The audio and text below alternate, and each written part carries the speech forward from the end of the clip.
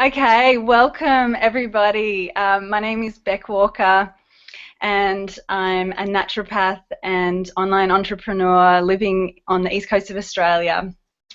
And I'm here with my team today, a wonderful panel of awesome women, and we're going to be talking about vibrant living and some guideposts to how you can create more vibrancy in your life. I'm just going to put some things out there to kind of get you thinking, and I know this panel of awesome women will throw a lot of great ideas at you as well. So before we get started, I'll hand it over to the rest of the panel to say hi and introduce themselves. So yeah, maybe we could start with you, Carol. Sure. Hi, my name is Carol Mikowski. I'm also a blogging entrepreneur, and I live in upstate New York. I am so looking forward to this hangout. We'll see what Beck has to offer to us today.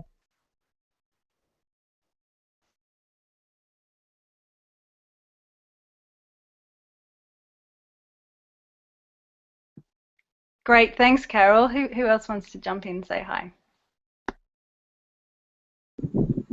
I will. Hi. Oh, sorry, Terry. Were you going to go in? Hi, I'm Catherine, and I'm from California, and I'm an entrepreneur online too with this wonderful team. And I'm the mom of 2 boys, and I love this. I love being an entrepreneur online because you're so much free to do other things that you need to do. And I can't wait to hear what Beck has to say. It's our first time, so congratulate her. Thank you.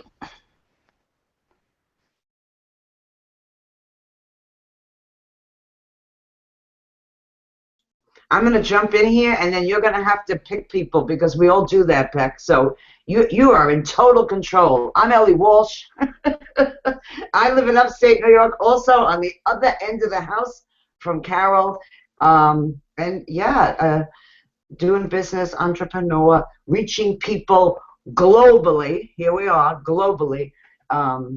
Just because we have an internet connection. Absolutely fascinating. I'm really excited to hear this topic and to have Beck lead us on here. So I'm great to be here. Thank you, Ellie. And Danielle, would you like to say hi? Sure. Hi. I still haven't got my lower third working, but that's okay. My name isn't there, but I'm Dani Cloutier. I'm from Canada. I'm in southwestern Ontario. I'm also a part of this entrepreneurial team, and I'm really excited to hear what Beck has to say tonight because well, I like leading the natural life like most people do these days. So I'm interested for more information, excited about it. Great, thank you, Danielle. And lastly, Terry. Awesome. Yeah, hi, I'm Terry Nicholson, also Australian, mum of 3 boys, live right next to the rainforest on the east coast, and I've known Beck for many, many years. We actually studied naturopathy together, and so vibrant living, vibrant, mind, heart, and body. It's like so dear to my heart in so many ways, and I just love that Beck's brought this topic to us today because it's relevant for anyone doing anything. But if we're online doing stuff, it's kind of something just to be so aware of to stay vibrant in your body, your heart, and your mind. So anyway, over to you, Beck, but I'm really thrilled to be here. Thank you, Terry. Yeah, so I thought I'd start by saying that I think everybody has the potential to, live a vibrant life, and to really, live a life that brings them joy and, purpose and meaning, and, one that they can feel really excited about. But, I think it comes down to, some of the choices that we make, every day, even just the little choices that we make. And we can look at people who we see as living vibrant lives, and sometimes we might think that they have something that we don't have, or that their life situation is just somehow easier.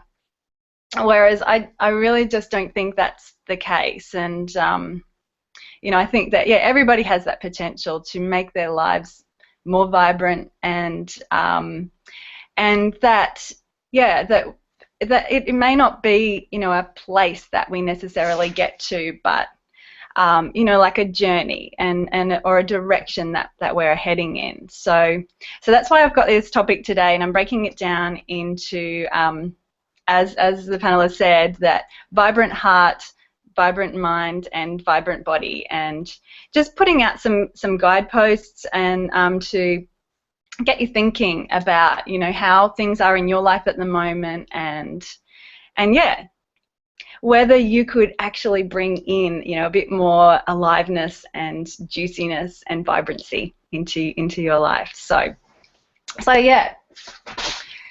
Without any further ado, we'll start with the vibrant heart.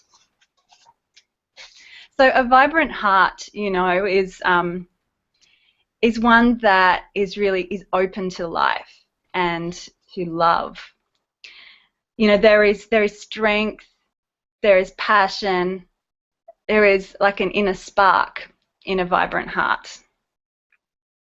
You know, and there's a warmth to it, and despite, you know, the losses and the sadness and you know, that we experience in life, you know, a vibrant heart still kind of rests in that sense of joy. Yeah, with the vibrant heart, one wakes up in the morning, you know, feeling excited to kind of live their day. And I think that, you know, it's also about feeling satisfied at the end of each day, and being able to kind of rest in peace. So, yeah, oh, and the other thing is, yeah, a vibrant heart breeds courage and passion and confidence and happiness. So what does it take to cultivate a vibrant heart? I've got some guideposts here to to get you thinking. So what is it that you love to do? You know, what gets your juices flowing? And do you actually make time for those things in your life? Do you prioritize those things? Do you allow yourself to play and be creative? Do you build strong relationships with people who inspire you? And do you practice gratitude? That one for me has been something that bringing that essence of gratitude into my, you know, every day as a practice has, you know, done so much for building that sense of joy in my heart.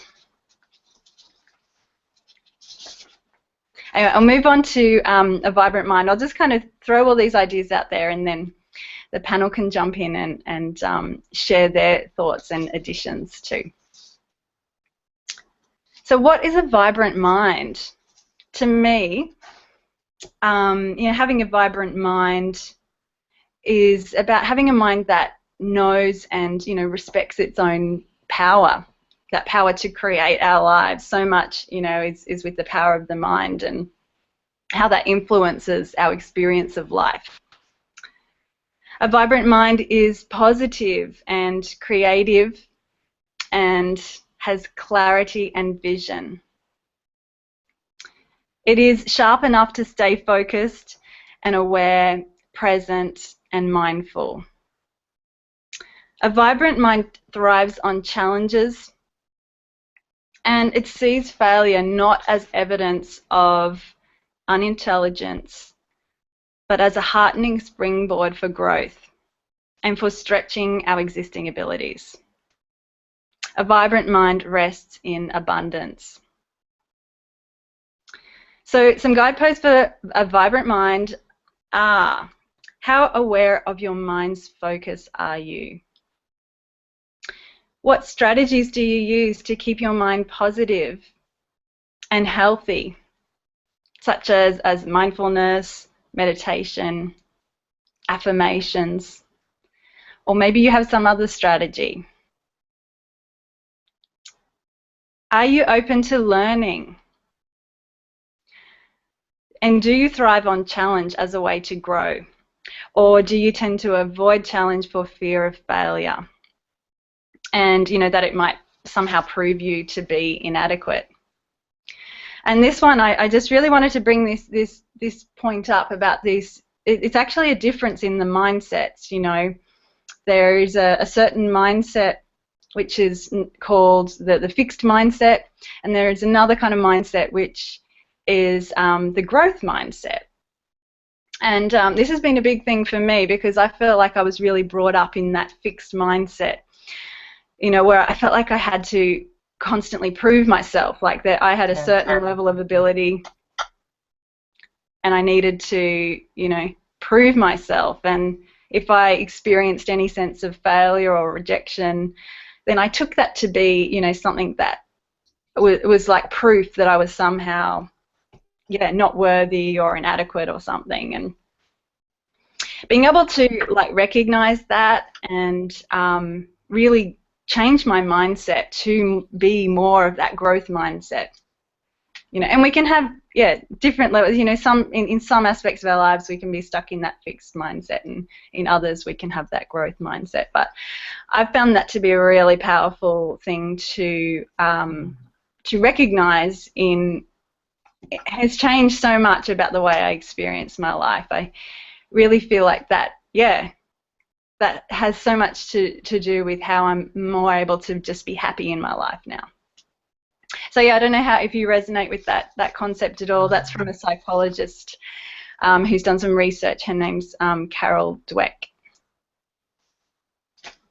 And the last one is the vibrant body. Yeah, a vibrant body is a healthy body that has energy and presence, strength and flexibility. A vibrant body moves freely and with grace. It is free of tension and pain. A vibrant body functions smoothly, glows with health, and is a joy to experience physically. And we only have one body, you know, so how do we cultivate that vibrancy in our body? And just as a naturopath, you know, I see a lot of people who are suffering fatigue and just, you know, they're not experiencing that positive sense of health in their body. And I really believe that is how we're meant to be, you know. That's our human potential, and everybody has that capacity to experience that real positive, vibrant sense of health in their body. And yeah, even if you are suffering with kind of chronic illness, or yeah, you've got some symptoms going on in your body, I just really want to put out that my belief in, you know, the capacity, you know, and the power that you have over your own health in the choices that you make to really improve that and yeah, get back that sense of real vibrancy in your life. So, I mean, this is a huge topic, obviously. So I just thought I'd throw out there a few things that I commonly kind of tell people and commonly help people with in terms of that feeling. If you're not feeling that vibrancy in your body, here's a few things you might want to consider. The first thing is obviously just eating a nourishing and healthful diet that is, you know, clean and whole foods, and just with a really big colourful variety of lots of vegetables. It's all about the vegetables in so many ways, basing your diet, you know, around that. And you know, I know this is stuff we know, but you know, what choices are we actually making? So yeah, not eating processed or packaged foods. Yeah, like when you wake up in the morning, one thing I really like to do is to just start my day before I do anything else with like 2 glasses of just pure clean water. It really helps to, you know, rehydrate the body after you've been asleep all night and get things moving and start flushing out some of those toxins that have built up. So keeping well hydrated is really important, but great way to kind of get you going in the morning is to do that 2 glasses of water. Another thing I'd say, and this is often really hard for people to hear, but if you are experiencing that kind of sluggishness in your body and fatigue, I really see a lot of food intolerance stuff going on around that. So my recommendation is often that people consider, number one, cutting out gluten. And if that kind of doesn't make a big enough of a difference, even going a little bit further with that. I just see so many people who just don't tolerate some of the, some of these foods, and even though they may be natural foods, they actually do contain, some of the grains and things contain kind of naturally toxic substances that we just don't digest very well, and they can irritate our gut and really, start to have a negative impact on our whole health. So I know it can be a bit of a challenging thing, but if you're not feeling great, it's kind of like doing a bit of an elimination diet. So really cutting out those things that your body individually just isn't tolerating. And the biggest ones would be gluten, dairy, corn, soy, and even other grains. I know there's a big paleo movement at the moment, and I don't strictly side with that, but yeah, I do kind of tend in that direction. And for some people, that's what they that's what they thrive on. Yeah, and obviously, like for me, being a naturopath, looking after your gut is just majorly important.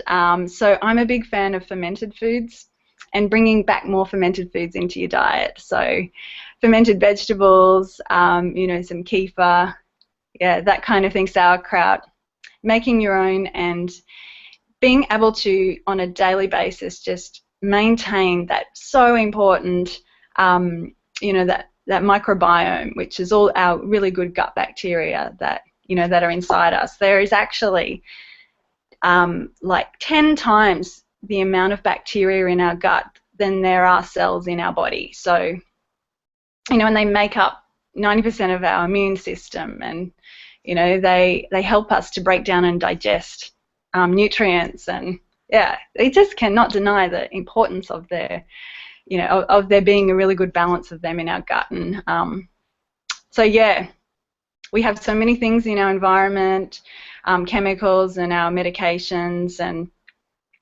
stress, which has a negative impact on our gut microflora. So yeah, doing the kind of things where you're constantly replenishing that, yeah, I'm all for, and really encourage people to do that. So yeah, anyway, I think that's probably enough for me, like putting stuff out there, but there's a few pointers and tips from me to get you thinking about those 3 different aspects. So yeah, I might hand it over to the panel now and see what else they've got to offer.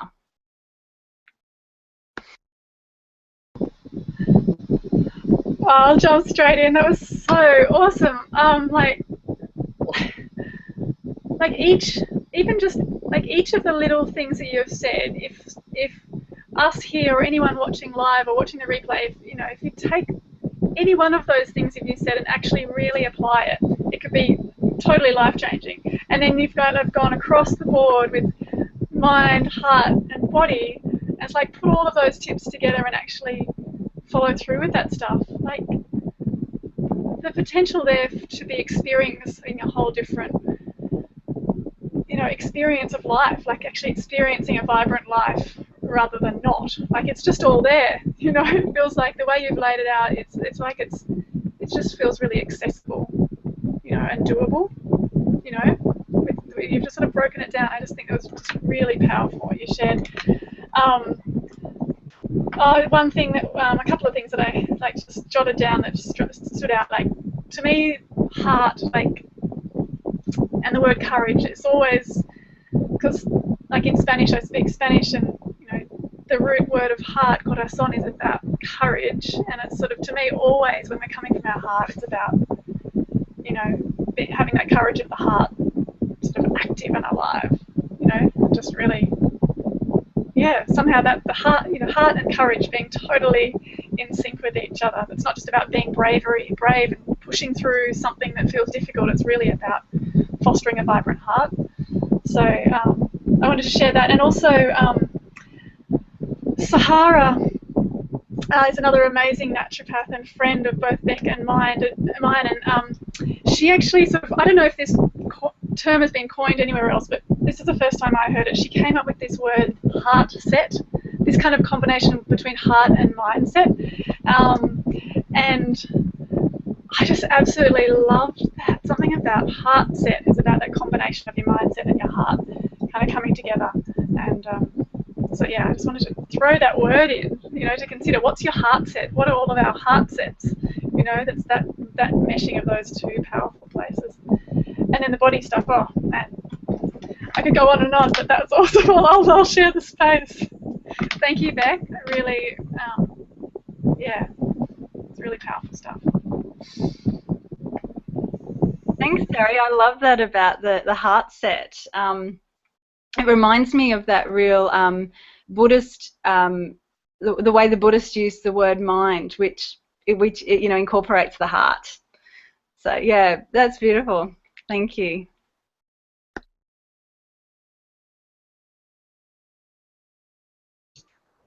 Well, I'm just going to throw something out here. It's funny. It's in terms of perspectives.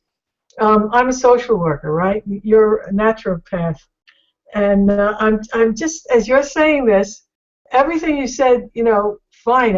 It rings so true, and I certainly believe that heart, mind, and body, the three elements there that we need to take care of in order to be healthy and joyful people. We used to call it mind, body, spirit, same idea.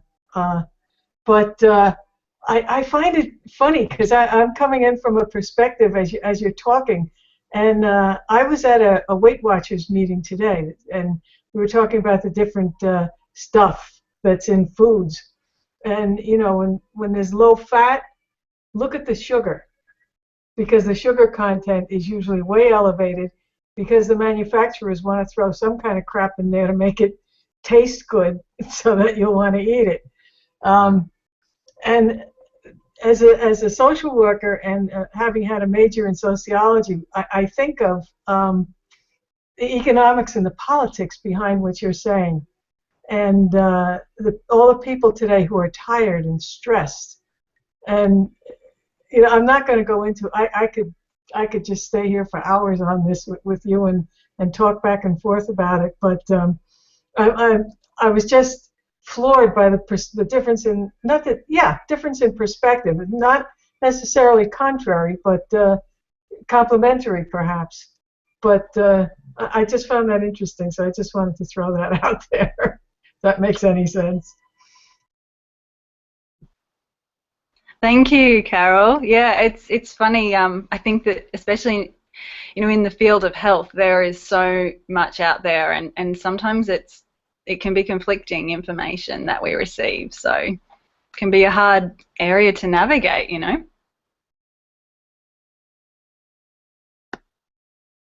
Well, I'm laughing here thinking about all of that because then you talk about economics. And social workers work a lot with people who don't have a lot of money, okay? And organic food costs more money. It's like the most craziest thing I ever heard in my life. I mean, it's ridiculous, okay? Because the guys that are putting all this crap on the food, all right, to grow more, I mean, are spending a lot of money on this machinery and these pesticides that are killing us, right? But it costs more money to buy organic. So there's so much involved in here, so I think when you hit upon all of this, you have to take it all into account, because as you have a vibrant mind and a vibrant heart, and I do believe your body, because they're all joined, okay, but then you are led different ways and you find different ways for you to follow. So it does have to be how Carol said it and how Beck just said it. The three of these together, okay? If you try to just do one, it's like, it's like missing pieces. It doesn't roll well, if you look at it as the whole, as we are the whole, these all are integrated within each other. So even if you just start a little bit, just that simple thing that you started out with, start your day and live in gratitude, that starts to bring everything in alignment. It starts to bring a vibrant mind. It starts to bring even a vibrant body, because even the way your cells react, they react differently if you're a person that's in joy, gratitude, appreciation versus a person who's in anger.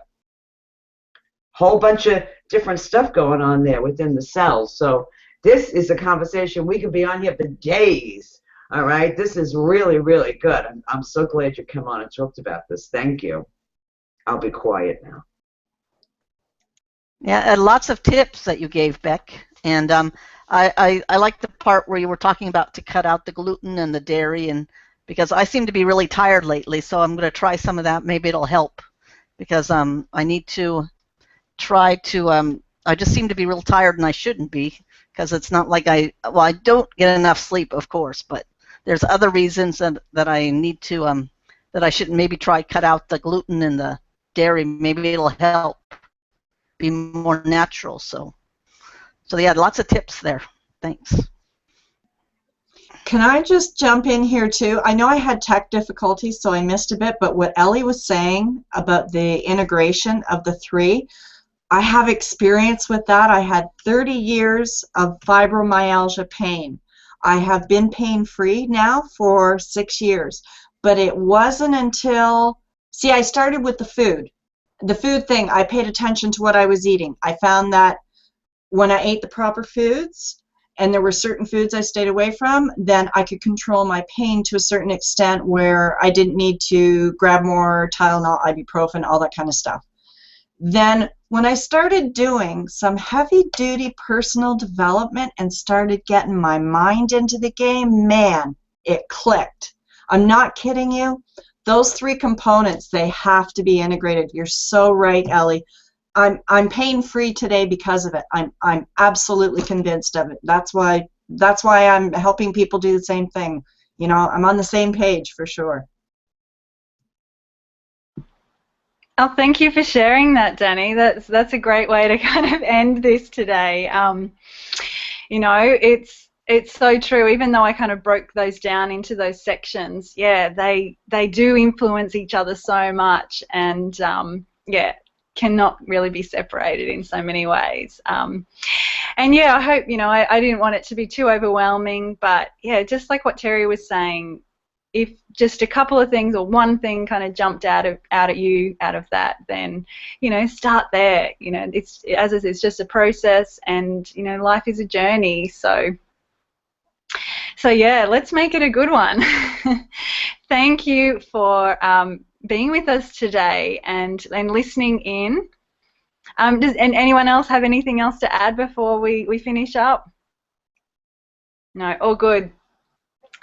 So yeah, we're going to close off now, head offline, and yeah, have our little group catch-up mastermind together. So yeah, great to hang out with you today. Hope you got something out of that, and yeah, we'll see you next week.